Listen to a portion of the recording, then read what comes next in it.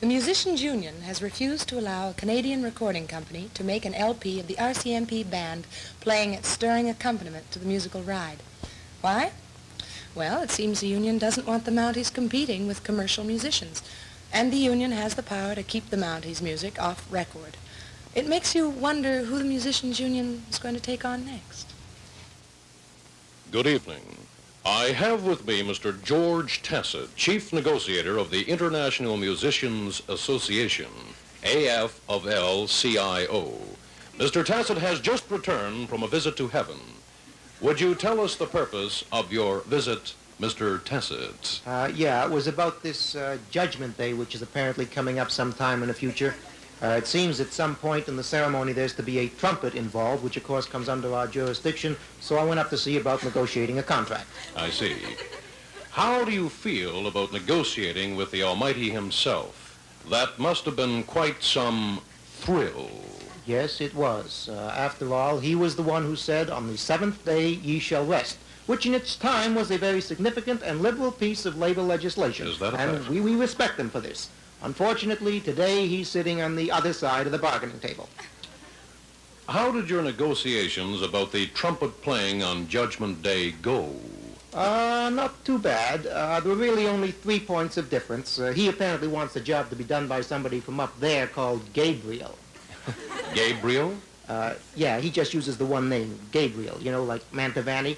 Now, I got nothing against this Gabriel. I heard him. He plays nice horn. But there's any number of local musicians could play the gig just as well.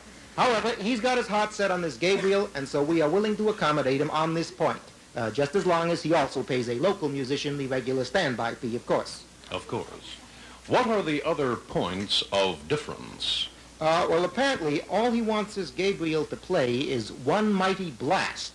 But, you see, our minimum job is 3 hours. It doesn't matter whether he plays One Mighty Blast or Flight of the Bumblebee. Of the Bumblebee. He's got to be paid for 3 hours' work. That's the law, and we don't make any exceptions.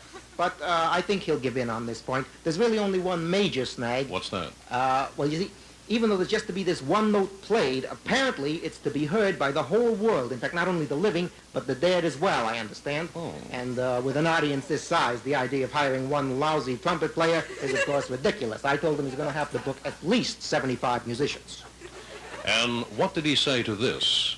Well, he quoted me 1 Corinthians chapter 15, verse 42, which clearly states there'll just be one trumpet on Judgment Day. Of but, course. So what? I mean, I quoted him the Musicians' Union Rule Book, chapter 4, verse 19, which just as clearly states that the number of men for any public performance is negotiable.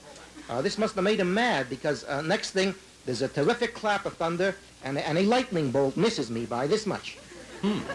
You must have been terrified. Now, I've spent many, many years at negotiating tables. I'm used to all sorts of management tactics. I told him, if he's going to resort to threats, we can play that game too. If we wanted, on 2 hours' notice, we could pull out every organist, every choir master, every bell ringer. There wouldn't be so much as one Jesus Loves Me, yes I know, from here to Madagascar. And this seemed to calm him down. That's very good thinking. And did you reach an agreement, sir? No, he still wouldn't budge from his original position. He wouldn't. No, I mean, look, we want to be fair. We're willing to compromise 60 pieces, maybe even 50. But he is going to have to compromise, too. And if he refuses to modify his plans for the Day of Judgment, if he insists that the raising of the dead be carried out exactly as it was ordained by the divine will, then what? Then the gig's off, that's all. I mean, it's not the end of the world. Support live music. Bye-bye. And now back to our studio.